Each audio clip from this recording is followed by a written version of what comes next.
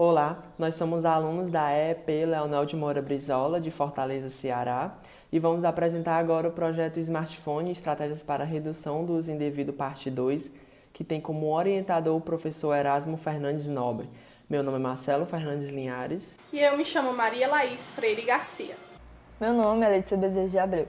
E bom, de acordo com a pesquisa realizada pelo Comitê Gestor de Internet no Brasil em 2014, o número de crianças e adolescentes que têm acesso à internet por meio de um smartphone cresceu significativamente, onde atingiu 82%, sendo que em 2013 a porcentagem era de 53%. Então, na primeira fase do projeto, nós partimos de uma problemática observada em nossa sala de aula, o uso excessivo de smartphones como fim não pedagógico, onde realizamos um estudo a respeito dessa utilização exagerada, abordando os efeitos ao desempenho escolar e as consequências da vida pessoal dos alunos, como problemas de ordem física, fisiológica, psicológica e social. Então, identificamos a neurociência como área de pesquisa capaz de explicar os diversos fatores que envolvem o uso exagerado de smartphones. E ao decorrer da apresentação, nós iremos apresentar alguns desses problemas, como o efeito dopaminérgico, influência nas tomadas de decisão, em memória e atenção. E assim como na primeira fase, nós utilizamos o perfil no Instagram, o Net4Good, como forma de orientação, assim como palestras e rodas de conversa. E algo dessa nova fase é o desenvolvimento de uma cartilha digital educativa. Nessa segunda fase, temos como objetivo geral identificar comportamentos de riscos em alunos do ensino médio segundo aspectos neuropsicológicos para a dependência de smartphones e temos como objetivos específicos estudar sobre o funcionamento do sistema nervoso e suas estruturas envolvidas, entender as consequências da utilização de smartphones para o cérebro, utilizar os conhecimentos em neuroeducação para o desenvolvimento de ações educativas e promover ações educativas sobre o bom uso dos smartphones através de palestras, divulgação do nosso perfil do Instagram e a criação de uma cartilha digital. Pois, de acordo com Cabral e Santiago, o pesquisador colaborativo primeiro estuda seu objeto de investigação para em seguida explicar e intervir sobre a sua realidade, propiciando assim um espaço de transformação e um processo produtivo de reflexão. Ou seja, nela há uma aproximação maior entre a comunidade de pesquisa e o público-alvo. E nós adotamos como técnica de pesquisa o questionário, obtendo as respostas a partir do autorrelato. E para o melhor entendimento de nossa metodologia, ela foi dividida em 4 etapas, sendo a primeira etapa de problematização, quais as consequências do uso exagerado de smartphone ao cérebro dos adolescentes. E a partir dela nós elaboramos algumas hipóteses, como se o uso exacerbado pode causar complicações às regiões responsáveis pelo controle de nossas ações, propiciando assim momentos de impulsividade, ou se pode obter complicações ao nosso sistema dopaminérgico, em decorrência da excessiva sensação de prazer que ele nos propicia. E se os adolescentes são mais suscetíveis ao vício tecnológico. Na segunda etapa de nossa metodologia, iniciamos o levantamento bibliográfico com o estudo do sistema nervoso, para que possuíssemos o maior embasamento na aplicação de nosso projeto. De acordo com Damasio, o sistema nervoso central ele será formado pelo cérebro, pelo diencéfalo, pelo mesencéfalo, pelo cerebelo, pelo tronco cerebral e pela medula espinhal. Outra estrutura bastante importante ao se falar em neurociência é o córtex cerebral, onde, de acordo com Consciência e Guerra, ele será a parte externa do cérebro, formada por bilhões de neurônios, onde eles estarão organizados de maneira bastante complexa e realizarão funções como memória, linguagem, desenvolvimento de ações e o pensamento crítico. Porém, essa área do cérebro ainda não estará completamente desenvolvida na adolescência e poderá inibir alguns impulsos nervosos, ocasionando assim reações impulsivas. Ainda, resolvemos aprofundar os nossos conhecimentos sobre o sistema de recompensas do cérebro e seu efeito dopaminérgico, onde, de acordo com Rossa, ele é composto pelo núcleo accumbente, área tegmentar ventral e córtex pré-frontal. Para que o núcleo accumbente seja ativado, é necessário que façamos alguma atividade bem-sucedida que nos cause prazer. Assim, o córtex pré-frontal entenderá a sensação de bem-estar e liberará um neurotransmissor denominado de dopamina. Mas, conforme os indivíduos vão crescendo, o número de neurotransmissores no núcleo accumbente diminui e faz com que algumas atividades que antes eram consideradas prazerosas caíssem no tédio. Assim, algumas pessoas tendem a passar mais tempo nos smartphones, pois o seu sistema entende que ela precisa atingir a mesma quantidade de prazer de antes. De acordo com Oliveira e Paes, a tomada de decisão é um processo de seleção dentre alternativas em uma situação de incerteza, onde o ser racional geralmente opta por aquilo que lhe é mais útil, podendo trazer consigo vantagens, prazeres e ganhos. E de acordo com Daniel Fuentes, a área do cérebro responsável pela tomada de decisão é a área do córtex pré-frontal medial. E a tomada de decisão se enquadra dentre as funções executivas quentes, que envolvem processo emocional e motivacional. E elas se envolvem em diversos sistemas de transmissão, como as vias dopaminérgicas. Então, qualquer alteração nessa neurotransmissão afeta diretamente a tomada de decisão. E ainda, segundo Daniel Fuentes, a memória possui um papel significativo na tomada de decisão, uma vez que a capacidade do indivíduo em arquivar e recordar a informação o capacita a julgar as situações, levando em consideração situações precedentes. Estudamos também os impactos que as tecnologias podem causar na vida dos adolescentes. De acordo com Silva e Silva, as tecnologias digitais apresentam um grande risco para o processo cognitivo dos adolescentes, pois apresentam uma grande quantidade de estímulos audiovisuais e emocionais que sobrecarregam a memória de trabalho do cérebro com a quantidade de informações a serem interpretadas, sejam elas vídeos, imagens ou textos. Problemas sociais como depressão e solidão também podem ser ocasionados por conta das tecnologias digitais, pois elas alteram a forma como as pessoas se relacionam, podendo interferir em interações físicas, gerando o comodismo. Isso pode evoluir também e alterar as interações dentro da própria família e no grupo de amigos. Por isso é necessário que sejam buscadas estratégias que mostrem a melhor forma de se utilizar os smartphones. Bom, o próximo tópico que nós investigamos foi a neurociência aplicada à aprendizagem. Nós utilizamos como principal referência o livro de Consenza e Guerra, que vai falar justamente de como o cérebro funciona no processo de aprendizagem.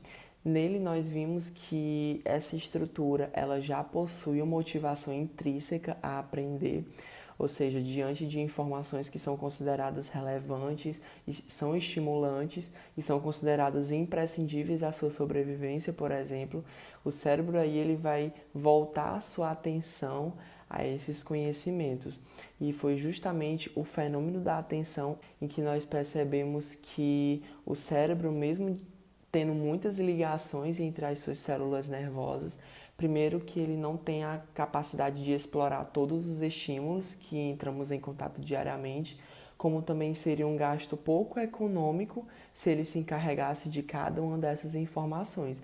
Então ele tem esse artifício de alternar sua atenção, de focar em dados que são considerados relevantes. E esse foco ele se dá tanto de maneira consciente como de maneira inconsciente.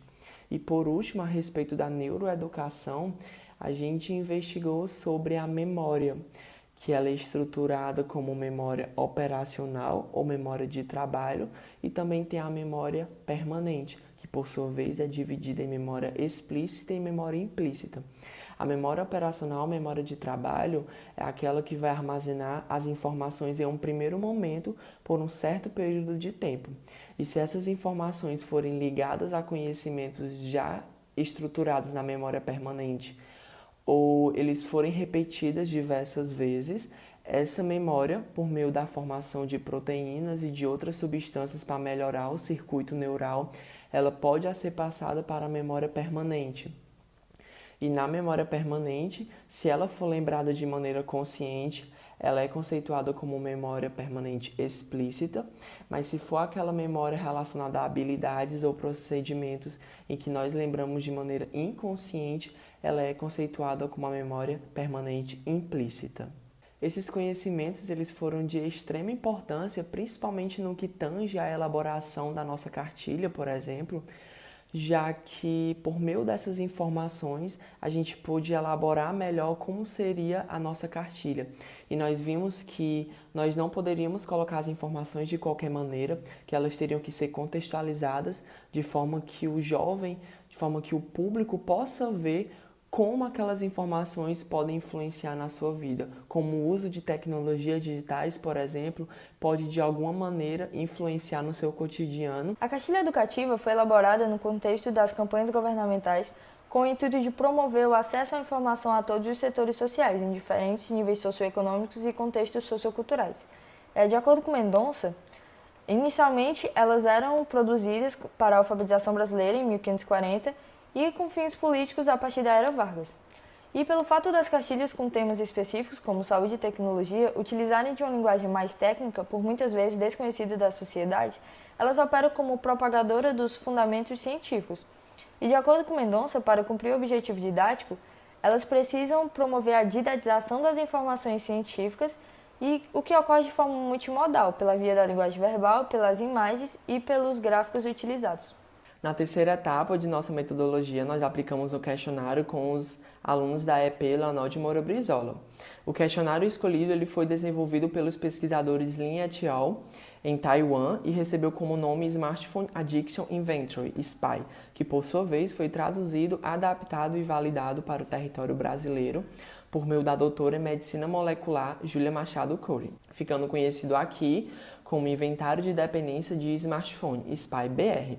O questionário ele foi disponibilizado aos estudantes por meio da plataforma Google Formulário. Foi-se elaborado o termo de consentimento livre e esclarecido, entretanto, devido a esse momento de distanciamento social que nós estamos vivendo, ele teve que ser exposto no início do formulário, de forma que os estudantes tivessem contato com informações relacionadas ao projeto. Por fim, na quarta etapa, ao desenvolvimento da intervenção proposta por Cabral e Santiago na pesquisa colaborativa, onde nós continuamos com a orientação por meio de um perfil no Instagram, o Net4Good, que foi desenvolvido na primeira fase do projeto. Assim como está sendo criada uma cartilha educativa como uma forma de ser um meio de informação sobre o bom uso dos smartphones. E pretendemos continuar com palestras e rodas de conversa como forma de promover bons hábitos a respeito dessa utilização. Bom, entrando nos nossos resultados e discussões, nós obtivemos 269 respostas ao questionário e realizamos algumas modificações para melhor análise. O primeiro núcleo é o núcleo social e relacionamentos, em que vai justamente investigar a percepção tanto de pessoas ao redor do usuário, quanto a sua própria percepção a respeito da utilização de smartphones. No primeiro gráfico, a gente percebe que 82,5% afirmaram que já escutaram de outras pessoas que estavam passando cada vez mais tempo em contato com seus smartphones, e os dados são próximos quando a investigação era a respeito de sua própria percepção, em que 84,8% afirmaram que sim, reconhecem que estão passando cada vez mais tempo em contato com a tecnologia em debate. O próximo núcleo é o núcleo sono e cansaço, onde as perguntas buscaram evidências sobre o pleno estado de vigília para um melhor processamento cognitivo, para um melhor processamento do fenômeno da atenção e até mesmo da memória. E no primeiro gráfico desse núcleo, nós vimos que 57,2% afirmaram que se sentem dispostos a utilizar o smartphone mesmo estando cansados. E nesse segundo gráfico, ele busca mais uma abordagem de realmente algo frequente em relação a utilizar o smartphone até tarde da noite. Porém, a gente obteve que 46,1% não estavam realizando tal feito. Porém, essa pergunta ela foi a respeito de hábitos frequentes. O que nós evidenciamos em outras questões é que, em decorrência da utilização de tecnologias, foi-se perceptível a mudança de hábitos, a mudança da qualidade do sono, em que na pergunta 23, 50,2% disseram que sim, a sua qualidade do sono sofreu mudanças, e o exemplo disso está na pergunta de número 8, em que 57,2% disseram que em mais de uma ocasião dormiram menos que 4 horas por conta do uso de smartphones. Portanto, podemos concluir que essa pesquisa configura-se como diferencial na comunidade científica por investigar, por meio de um questionário, o SPY-BR, os alunos de uma instituição de ensino médio profissionalizante no estado do Ceará, e ainda realizar uma análise sobre o comportamento dos alunos quanto a essa utilização por meio de um estudo teórico sobre neurociência. Ademais, a partir do referencial teórico, foi possível comprovar as hipóteses 2 e 3, pois ficou explícito entre os autores que a utilização exagerada de smartphone causa uma falsa sensação de bem-estar bastante semelhante às drogas, o que faz com que os indivíduos o utilizem cada vez mais. E também que a adolescência é um período mais vulnerável aos vícios tecnológicos devido às lentas maturações das estruturas do sistema nervoso.